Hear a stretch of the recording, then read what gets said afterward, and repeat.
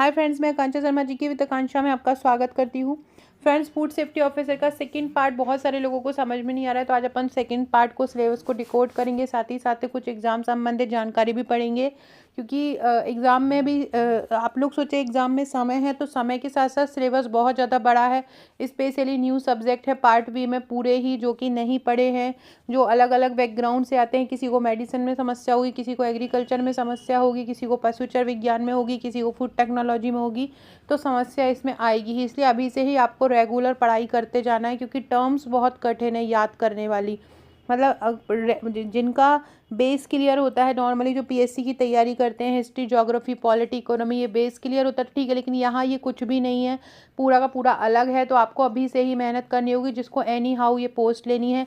Post बहुत शानदार है, ऐसी पोस्ट है कि मतलब जो कि एक सपना होता है, अधिकारी बनने का एक सपना देखते हैं हम कि और जो एमपीपीएससी की जिस तरह से स्थिति है, उससे बचने के लिए ये एक बहुत अच्छी वैकेंसी है। उसके बाद जब आप इसमें सेलेक्ट हो जाओ तो आप आराम से जो एमपीपीएससी भी दे सकते हो। बट ये एक ऐसी जॉब है जो आपको एक एक नाम, शोहरत, सब कुछ दिला सकती है। ठीक है, तो इसका यूनिट 1 से लेकर यूनिट 10 तक मैं बता देती हूँ कि हर यूनिट में क्या क्या है। सबसे पहले यूनिट 1 पढ़ने से पहले सबसे पहले हम इसकी कुछ बेसिक चीज़ें देख लेते हैं कि इसकी कौन कौन इसमें फॉर्म भर सकता है, क्या क्या इसकी एलिजिबिलिटी है। लड़के इसमें 40 साल तक के जो लड़के हैं वो इसमें फॉर्म फिल कर सकते हैं, और लड़कियां 45 साल से तक की कर सकती हैं, और जो आरक्षित वर्ग हैं वो भी 45 वर्ग तक कर सकते हैं। केमिस्ट्री हो, एमएससी केमिस्ट्री हो, या पीसीएम में केमिस्ट्री हो, पीसीजेड में केमिस्ट्री हो, बायोटेक्नोलॉजी किया हो, माइक्रोबायोलॉजी किया हो, एमएससी केमिस्ट्री किया हो, एमबीबीएस किया हो, बीएचएमएस किया हो, या आपने बीएएमएस किया हो, फार्मास्यूटिकल से किया हो, एग्रीकल्चर से किया हो, सारे लोग आप इसमें फॉर्म फिलने करने के लिए एलिजिबल हैं। परीक्षा इसकी 14 दिसंबर को होनी है। फॉर्म इसके 28 मार्च से भरे स्टार्ट हो गए हैं, 27 अप्रैल इसकी लास्ट डेट है। सारे लोग जाके फॉर्म भर दीजिए। जो बीएससी वाले हैं वो केमिस्ट्री से भर दीजिएगा, जो फार्मास्यूटिकल्स वाले हैं वो भी केमिस्ट्री से भर सकते हैं, और बीएचएमएस, बीएएमएस, एमबीबीएस वाले मेडिसिन से भर सकते हैं। 245 दिन की ये क्लास है, और 120 इसमें टोटल पोस्ट हैं। कितनी? 120 पोस्ट आपको मिल रही हैं, और ये एमपीपीएससी में अलग अलग जो पोस्ट होती हैं उससे कई ज़्यादा गुना अच्छी हैं, क्योंकि एक सिंगल पोस्ट, एक पोस्ट के लिए 120 पोस्ट है। चलिए अब देखते हैं कि सबसे पहले यूनिट 1 में क्या क्या है। यूनिट 1 में सबसे पहले है भोजन और उसके संरक्षण का इतिहास। अब यहाँ पर आपको भोजन का इतिहास नहीं पढ़ना है, ना ही इतिहास को पढ़ना है कि अपन ने प्राग ऐतिहासिक काल, ना मध्यकालीन, ऐसा कुछ नहीं पढ़ना है। यहाँ पर मेन जो चीज़ है, यहाँ पर ये बोला गया है कि फूड और उसको हम प्रिजर्वेशन किस तरीके से कर सकते हैं, और प्राचीन काल से किस तरीके से करते आए हैं। प्राचीन काल में जैसे कि जो हमारे बड़े बुजुर्ग होते थे, हमारे घर में मम्मी दादी वगैरह होती थी, खाने को सुखा देती थी, है ना, या उनको बहुत ज़्यादा मात्रा में या तो सुखा दो बहुत ज़्यादा मात्रा में धूप में, या बहुत ज़्यादा उबाल दो, है ना, बॉयलिंग कर दो। तो ये सारी कुछ प्रोसेस होती थी जो पहले के ज़माने में उपयोग होती थी। पारंपरिक विधियाँ जो चली आ रही हैं, फिर अभी नई विधियाँ जो आ रही हैं, विकिरण द्वारा कर सकते हैं, ड्राइंग द्वारा कर सकते हैं, फ्रीजिंग द्वारा कर सकते हैं, किण्वन द्वारा कर सकते हैं, पाश्चुरीकरण एक प्रोसेस है ना। तो ये प्रोसेस आपको इनमें बहुत डीपली पढ़ना है।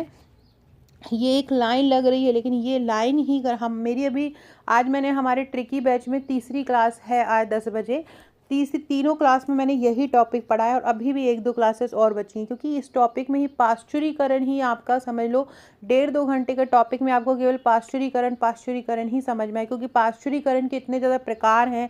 पाश्चुरीकरण में हाई टेम्परेचर पे है, लो टेम्परेचर पे, हाई टेम्परेचर शॉर्ट पीरियड के लिए है, लो टेम्परेचर लॉन्ग पीरियड्स के लिए है, अल्ट्रा टेम्परेचर है ना। इस प्रकार से अलग अलग टेम्परेचर पे आपको पाश्चुरीकरण पढ़ना है, फर्मेंटेशन या किण्वन पढ़ना है, ड्राइंग पढ़ना है, फ्रीजिंग पढ़ना है, कूलिंग पढ़ना है। ये सारी चीज़ें इसमें आ जाती कि किस तरह से हम फूड को लंबे समय तक संरक्षित रख सकते हो, फूड को प्रिजर्व करने में किन किन प्रिजर्वेटिव का यूज़ होता है, ये भी आप कर सकते हो।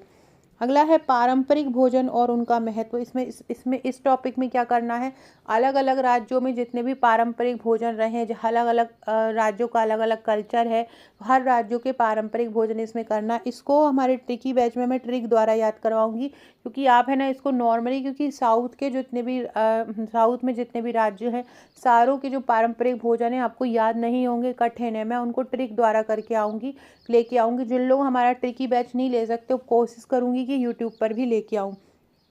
खाद्य फोर्टिफिकेशन की भूमिका। खाद्य फोर्टिफिकेशन क्या होता है कि जैसे कि कोई खाद्य पदार्थ है, उसकी न्यूट्रिशन वैल्यू कम है, उस खाद्य पदार्थ में किसी दूसरे खाद्य पदार्थ को मिलाकर उसकी न्यूट्रिशन वैल्यू को बढ़ाना, उसको हम खाद्य फोर्टिफिकेशन बोलते हैं। इसके अलावा भारत में उचित भोजन की चुनौतियों के पहलू। भारत में जो भोजन है जो अच्छे से भोजन है, उनमें पोषण युक्त भोजन में क्या क्या चुनौतियों का सामना करना पड़ता है, ये इसमें आ जाएगा।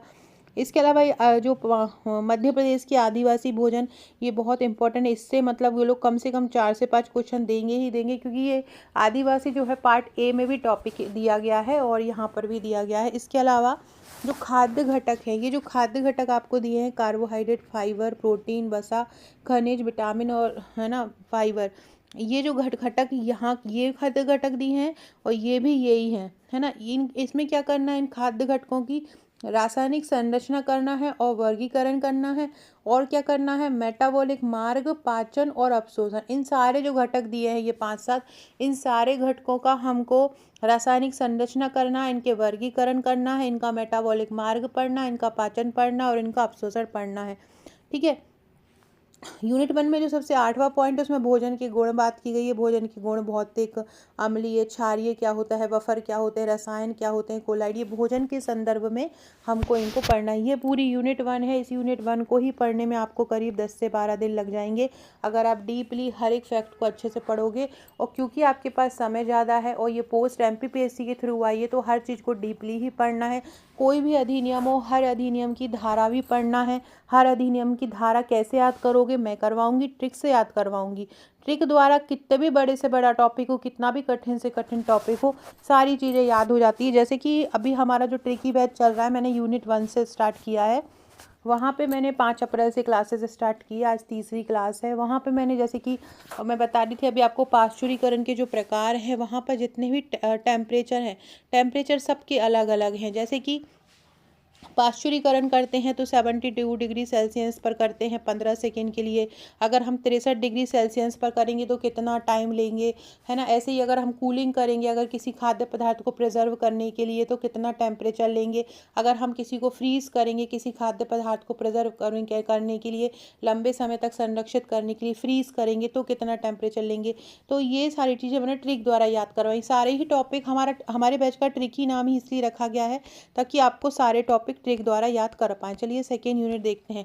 देखिए फ्रेंड्स, ये एक बार इस पर नज़र डाल दीजिए ट्रिकी बैच पर। ये ट्रिकी बैच का अभी फ़िलहाल में चार्ज 2999 है। ये 150 बच्चों के लिए चार्ज रखा गया। ऑलमोस्ट 150 हो चुके हैं, पर अभी हमने रेट यही रखा हुआ है।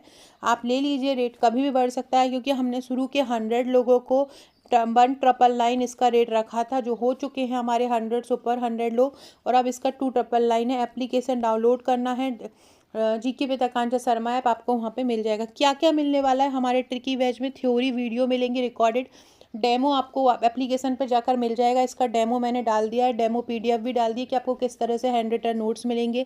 ट्रिक के साथ सारे वीडियो मिलेंगे, एक ट्रिक का फोल्डर भी आपको दिया जाएगा, वहाँ सारी ट्रिक्स भी अलग से दे दी जाएंगी, पार्ट 1 और पार्ट 2 दोनों की। टॉपिक वाइज MCQ मिलेंगे हर टॉपिक के। जैसे कि हमने आपको, हमारी जो क्लासेस रहेंगी वो कब से कब तक रहेंगी, मंडे टू फ्राइडे क्लासेस रहा करेंगी। सैटरडे आपका ऑफ रहा करेगा रिवीजन के लिए, और संडे को टेस्ट रहा करेगा। हर संडे को टेस्ट रहा करेगा। जो भी आपने मंडे टू फ्राइडे पढ़ा है, उसका हर संडे को टेस्ट रहेगा। तो जो भी मैंने पढ़ाया गया रहा होगा, उसके मैं थ्योरी आपको दूंगी, उसके MCQ आपको दूंगी, और फिर आपका उसका टेस्ट लूँगी। तो कोई भी टॉपिक आप पढ़ रहे हो तो वो आपका एक पक्का होता चलेगा। प्रैक्टिस सेट इसके साथ मिलेंगे, हर टॉपिक के नोट्स मिलेंगे। हर संडे जो पढ़ाया होगा उसका टेस्ट होगा। एक ही कोर्स में आपको टेस्ट सीरीज भी मिल रही है हर टॉपिक की, हर टॉपिक के MCQ भी मिल रहे हैं, हर टॉपिक के प्रैक्टिस सेट भी मिल रहे हैं, अलग अलग राज्यों के PYQ भी मिल रहे हैं। इसके अलावा थ्योरी नोट्स भी मिल रहे हैं आपको। ट्रिक की वीडियो भी मिल रही है। बस अब आपको क्या लगा देना है, जान लगा के पढ़ना है अपनी कि ये एग्ज़ाम आपका एनी हाउ निकल जाए, क्योंकि ये जो पोस्ट है, ये जो वैकेंसी है, अब क्या पता कब आए कब नहीं आए। तो ये सोचो कि ये आपको एग्ज़ाम निकालना ही है एनी हाउ। ठीक है, अगर आप ये हमारा ट्रिकी बैच लेना चाहते हैं, आपसे याद नहीं होता है, पढ़ाई नहीं होती है, या आपके पास समय कम रहता है, तो आप हमारा ये ट्रिकी बैच लेकर ज्वाइन कर सकते हैं। हर संडे टेस्ट दो, जो पढ़ा है और बढ़िया अच्छे से तैयारी करो। इसके अलावा ये इसका पेपर है कैसे होना है कि जो पहला पार्ट है, पहला पार्ट जो होगा वो 50 नंबर का होगा और हर एक क्वेश्चन के लिए 3 नंबर मिलेंगे। तो टोटल कितने नंबर का होगा? पहला पार्ट 150 का होगा। दूसरी जो यूनिट है, हर यूनिट से 10-10 क्वेश्चन आएंगे, टोटल 100 क्वेश्चन रहेंगे। हर एक क्वेश्चन के लिए 3 मार्क्स रहेंगे, तो टोटल 300 नंबर का रहेगा। टोटल देखा जाए तो 450 नंबर का पेपर रहेगा, जिसमें 50 नंबर का इंटरव्यू रहेगा। टोटल 500 नंबर का पेपर रहेगा। परीक्षा अवधि जो होगी इसकी 3 घंटे की होगी। हर सही प्रश्न के लिए 3 नंबर मिलेंगे और हर एक गलत प्रश्न के लिए 1 नंबर कट जाएगा, मतलब माइनस मार्किंग इसमें है। अब ये मैंने बता चुकी हूँ आपको बैच का। आप एप्लीकेशन डाउनलोड कर लेना। कमेंट बॉक्स में इसकी लिंक मैं डाल दूँगी, तो कमेंट बॉक्स में आप उससे एप्लीकेशन, इसके अलावा बहुत सारी फ्री पीडीएफ, एक मैंने है ना एप्लीकेशन पर फ्री पीडीएफ का फ़ोल्डर बना दिया है। अगर आप लोग जो लोग हमारा बैच नहीं ले सकते हैं, वहाँ फ्री पीडीएफ भी डालूँगी, बहुत सारी टेस्ट भी डालूँगी। तो एप्लीकेशन डाउनलोड करके रखना, वहाँ आपको ये सारी चीज़ें मिल जाएंगी। कुछ डेमो पीडीएफ भी डली है, तो वो आप वहाँ पर देख सकते हैं। जो दूसरा वाला जो यूनिट है वो माइक्रोबायोलॉजी की है। दूसरी जो यूनिट है वो माइक्रोबायोलॉजी की है। उसमें सूक्ष्म जीव विज्ञान से संबंधित सारे टॉपिक हैं, जैसे कि सूक्ष्म जीवों की विशेषताएं क्या होती हैं, किस तरह से ये पैदा होते हैं, किस तरह से ग्रो करते हैं, ये सारा करना है। आकृति विज्ञान है, आकृति का जो पूरी साइंस है उसके बारे में, ये भी एक जो छोटा सा लाइन जरूर लिखिए, लेकिन ये बहुत बड़ा टॉपिक है। पूरी की पूरी शरीर क्रिया विज्ञान है, मतलब एनाटॉमी भी है। अगला है विकास, पोषण और प्रजनन। विकास, पोषण, न्यूट्रिशन और डेवलपमेंट, इसके अलावा प्रजनन, माइक्रोबियल वृद्धि, मतलब ये इन्होंने मतलब क्या क्या नहीं दिए, वो लोग क्या नहीं दिया है, सब कुछ दे दिया है। अब आपको कितना सारा पढ़ना है। खाद्य विषाक्तता और खाद्य जनित रोग, खाना मतलब फूड पॉइजनिंग हो जाता है, खाना जब खराब हो जाता है, ज़्यादा 3-4 दिन से ज़्यादा अगर खाने को रखते हो तो खाना खराब होता है। मैंने जैसे कि आज पढ़ाया है बैच में, जो लोगों ने बैच लिया होगा, मैंने आज बताया है कि अगर 32 डिग्री सेंटीग्रेड से तापमान ज़्यादा होता है और उस खाने को अगर 1 घंटे से भी ज़्यादा रखते हैं तो वो क्या हो जाता है, ख़राब हो जाता है। तो ठीक है, तो अगर वो उस खाने को अगर खा लें, क्योंकि उसमें बैक्टीरिया बढ़ जाते हैं, उसमें जो सूक्ष्म जीव पनपने लगते हैं, तो वो खाना क्या होता है, ख़राब हो जाता है। उसको हम खाद्य विषाक्त पदार्थ लगाते हैं। सूक्ष्म जीवों का पता लगाने के लिए कौन सी विधियाँ होती हैं? खाद्य किण्वय, मतलब फूड का जो फर्मेंटेशन होता है, जैसे कि किण्वित खाद्य पदार्थ होते हैं, डेयरी प्रोडक्ट होते हैं, पेय पदार्थ होते हैं, वो इसमें आ जाएंगे। विशिष्ट खाद्य समूह, जैसे कि दूध और दूध उत्पाद, मांस, पोल्ट्री, मछली, अनाज, दालें, तेल, फल, सब्जियां, डिब्बाबंद खाद्य उत्पाद, भोजन पदार्थ का खराब होना, ये सारा चीज़ इसमें आ जाएगा। माइक्रोबियल तकनीकें, सूक्ष्म जीवों के प्रकार, उनकी आकृति, कल्चर और मीडिया की तैयारी, एसपीसी, टीपीसी, ये सारी चीज़ें इसमें ये दूसरा जो वाला जो यूनिट है पूरी की पूरी माइक्रोबायोलॉजी से है। जिनका भी माइक्रोबायोलॉजी सब्जेक्ट रहा होगा वो इसको आसानी से कर लेंगे। तीसरा यूनिट थोड़ी सी सरल है, पहली और दूसरी की कंपैरिजन में तीसरी यूनिट सरल है। उसमें न्यूट्रिशन और पोषण है। अगर किसी ने सुपरवाइज़र का एग्ज़ाम दिया होगा तो ये वाली यूनिट उसको बहुत सरल लगेगी, क्योंकि इसमें खाद्य और पोषण के कार्य, वर्गीकरण, स्रोत है, संतुलित आहार मतलब बैलेंस डाइट है, आरडीए है जो कि आईसीएमआर जो रिकमेंड करता है ना, ये बेसल ऊर्जा उपापचय है, जो बीएमआर होता है उसको हम बोलते हैं बेसल ऊर्जा उपापचय। इसके अलावा बीबीएनपीयू, बीएमआर, पीईआर, बीएमआई, ये सारी चीज़ों की गणना करवाई गई है। इन सारी चीज़ों को बहुत डिटेल में पढ़ना है। भारत में जितने भी पोषण और स्वास्थ्य कार्यक्रम हैं, जैसे कि एमडीएमपी है, मिड डे मील योजना है, आईसीडीएस है, राष्ट्रीय खाद्य सुरक्षा मिशन है, मैक्रो जो कि जैसे कि मैक्रो तत्व जैसे कि कार्बोहाइड्रेट हुआ, प्रोटीन हुआ, खनिज हुआ, सूक्ष्म पोषक तत्व में विटामिन आ जाएंगे, इन कैल्शियम, फास्फोरस, खनिज तत्व आ जाएंगे। तो इनकी कमी से होने वाले रोग और इनकी रोकथाम करना है। ये वाला जो पूरा अगर किसी ने सुपरवाइज़र पढ़ा होगा तो ये पूरा का पूरा वहीं से लिया गया है, जबकि पहली और दूसरी यूनिट टफ है, तीसरी थोड़ी सी सरल है। चौथी की बात की जाए तो खाद्य संरक्षण, पैकेजिंग और भंडारण, किस प्रकार से हम खाद्य को संरक्षित कर सकते हैं, उसकी पैकेजिंग की विधि क्या है, उसकी अवधारणा क्या है, खाद्य, किसी भी खाद्य को अगर पैकेज कर रहे हैं, पैकेट में बंद कर रहे हैं, तो उसके लिए क्या क्या कानून बनाए गए हैं, उन कानूनों से संबंधित नियम क्या क्या हैं, ये सारा है। खाद्य पैकेजिंग सामग्री का मूल्यांकन कैसे कर सकते हैं कि किस तरह से ये बनाया गया है। खाद्य पैकेजिंग में हम कौन कौन सी नई प्रौद्योगिकी का उपयोग कर सकते हैं। भोजन भंडारण की संरचनाएं, उनकी विधि, पर्यावरण और संग्रहित उत्पाद के साथ इनकी अंतःक्रिया, मतलब भोजन भंडार और उसकी अंतःक्रिया आपको पढ़ना है। तो मतलब ये जो पूरी यूनिट है कि इसको हम कैसे फूड को प्रिजर्व कर सकते हैं, उसकी कैसे पैकेजिंग कर सकते हैं और उसको कैसा स्टोर कर सकते हैं, ये सारी चीज़ें फोर्थ यूनिट और फर्स्ट यूनिट कहीं ना कहीं पर मिली जुली हैं, और ऐसे ही सेकेंड यूनिट और फर्स्ट यूनिट ये भी कहीं ना कहीं मिली जुली हैं। बात करते हैं कृषि की। ये एग्रीकल्चर वालों के लिए सरल होगा। कृषि की प्रणालियों के प्रकार भारत में और मध्य प्रदेश में दोनों जगह पे करना है। खेती आधारित आजीविका प्रणाली करना है। बागवानी फसलें हुई, कुक्कुट पालन हुआ, बतख प्रणाली, बकरी पालन हुआ, है ना। इसके अलावा किसानों के लिए आजीविका घटकों के रूप में जो छोटे और बड़े मध्यम उद्यम होते हैं, नाबार्ड, ICAR द्वारा व्यावसायिक खेती आजीविका मॉडल, खेती आधारित आजीविका के अवसरों को बढ़ावा देने के लिए केंद्र और राज्य सरकार की सार्वजनिक और निजी संगठन की योजनाएं, ये सारा जो हो जाएगा भारतीय कृषि प्रणाली में आ जाएगा। मतलब पूरा का पूरा कृषि वाला कल्चर इसमें आ जाएगा। कृषि संबंधित सारे क्वेश्चन आ जाएंगे। इसमें जानवरों की नस्ल भी आपको करनी पड़ेगी। ये है खाद्य सुरक्षा, गुणवत्ता नियंत्रण, स्वच्छता एवं मानक। खाद्य सुरक्षा की परिभाषा, भूमिका, महत्व, मानक, उसको प्रभावित करने वाले कारक, खतरे और जोखिम जो खाद्य सुरक्षा है। खाद्य सेवा प्रतिष्ठानों में स्वच्छता एवं सफाई कैसे कर सकते हैं, उसके स्रोत क्या क्या है, उनका नियंत्रण कैसे कर सकते हैं, उसके अपशिष्ट का निदान कैसे कर सकते हैं, कीट और कृंतक नियंत्रण क्या होता है, उनकी स्वच्छता कैसे रख सकते हैं। खाद्य सुरक्षा प्रबंधन की जो अवधारणाएं हैं वो सारी आपको करना है, जैसे कि HACCP है, ISO सीरीज़ है, TQM है ना, टोटल क्वालिटी मैनेजमेंट। ये जो है ना, ये टॉपिक आपका MPPSC मेंस में भी उन्होंने दिया हुआ है, वो वहाँ से भी आपको बहुत हेल्प मिल जाएगी। इसके अलावा यूनिट 7 जो है एकीकृत कृषि उत्पादन प्रौद्योगिकी है। इसमें मध्य प्रदेश की कृषि आ जाएगी, मध्य प्रदेश की पशु आ जाएंगे, फसल उत्पादन आ जाएंगे, पूरी दालों के बारे में, तिलहन के बारे में, बागवानी फसल उत्पादन के बारे में, सब्जी फल फूल के बारे में, है ना, हल्दी, अदरक, धनिया, जीरा, मेथी, अजवाइन के बारे में, पशुपालन, पशुधन उत्पादन, बकरी पालन, कुक्कुट पालन, ये सारी चीज़ें इसमें आ जाएंगी। कटाई उपरांत प्रबंधन आ जाएगा, ऊर्जा प्रबंधन, जल संरक्षण प्रबंधन, मृदा स्वास्थ्य, फल प्रबंधन, कीट प्रबंधन, ये सारी चीज़ें आएंगी। सिलेबस अच्छा खासा बड़ा हुआ है, बड़ा दिया उन्होंने, आपको अभी से ही लग जाना है।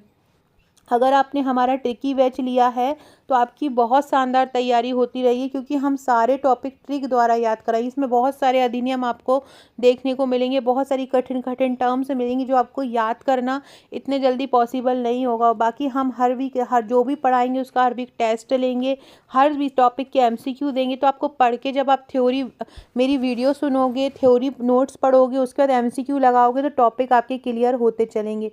पशु उत्पाद प्रसंस्करण में पशु से संबंधित चीज़ें आ जाएंगी, जैसे कि मांस क्या होता है, मांस का संगठन क्या होता है, बूचड़खाना क्या होता है, मछली और कुक्कुट प्रसंस्करण आ जाएगा, दूध और उसके विभिन्न उत्पादों को कैसे संगठित कर सकते हैं, दूध में मिलावट और उसका आकलन कैसे कर सकते हैं, अंडे की रासायनिक भौतिक संरचना क्या होती है, उसकी कार्यात्मक विशेषताएं। मतलब हम ये इसमें पशु उत्पाद का प्रोसेसिंग कैसे, जैसे कि हम कृषि उत्पाद की प्रोसेसिंग करते हैं ना, फूड प्रोसेसिंग, ऐसे हम पशु उत्पाद को कैसे प्रसंस्कृत कर सकते हैं, जैसे कि मिल्क हुआ, मीट हुआ, इन सब को।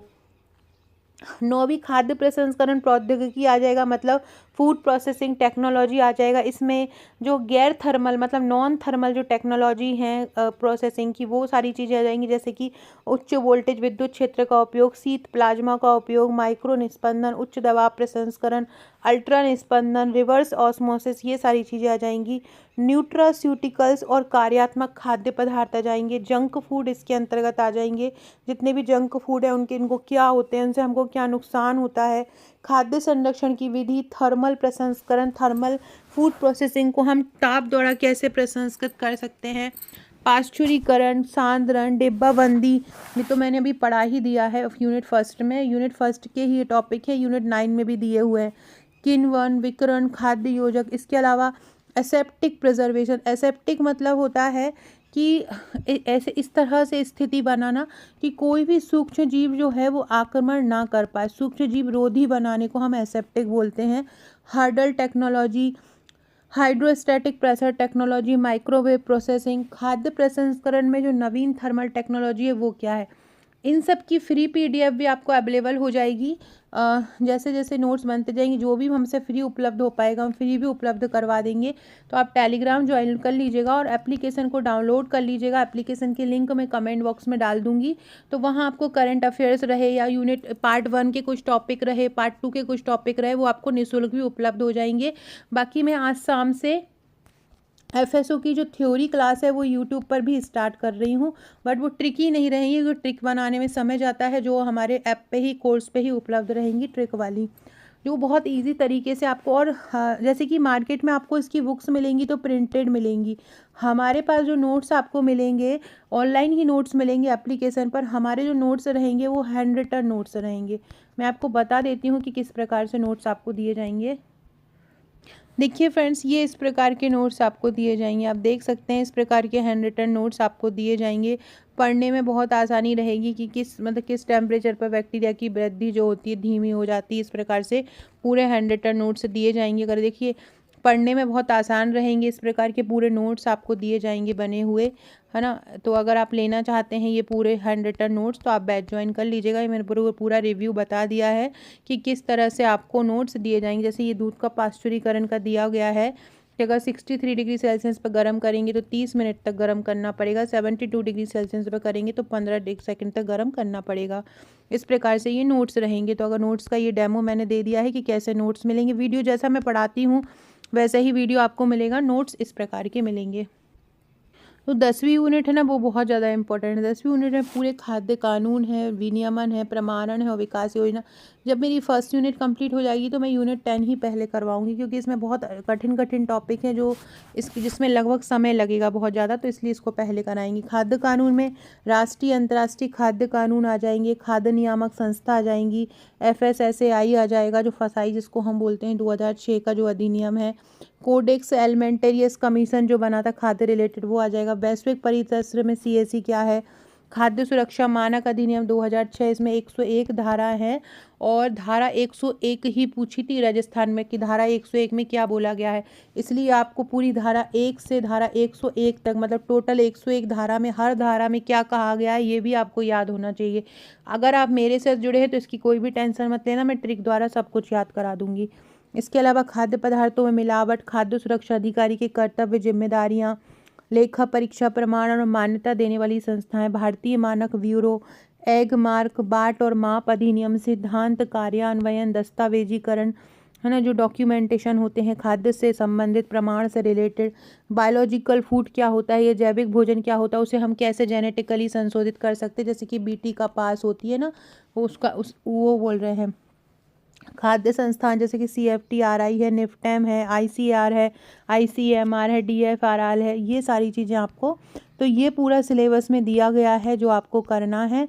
तो इनको देखो, ये वैकेंसी बहुत समय बाद आई है, अगर आपने इसको लग के तैयारी कर ली, क्योंकि हर आदमी के लिए ये नई है, मतलब हर बच्चे के लिए ये नई वैकेंसी है, नया सिलेबस है, तो सबको सब एक लेवल पर हैं। अगर क्योंकि हर एग्ज़ाम में क्या होता है, किसी के GK अच्छी होती है, किसी की मैथ रीजनिंग अच्छी होती है, यहाँ पे मैथ रीजनिंग पूछा नहीं जाना है, तो ये एक सबसे अच्छी बात होती है कि इसमें मैथ रीजनिंग जब पूछा ही नहीं जाएगा तो आपको मेन पूरा मतलब पूरा याद करने वाला टॉपिक अगर आप अच्छे से कर सकते हैं तो सारे लोग अच्छे से मेहनत की कर लीजिएगा। कमेंट बॉक्स में एप्लीकेशन मिलेगी तो उसको ज्वाइन कर लीजिएगा, डिस्क्रिप्शन बॉक्स से व्हाट्सएप और टेलीग्राम ग्रुप की लिंक ज्वाइन कर लीजिएगा। Okay friends, thank you.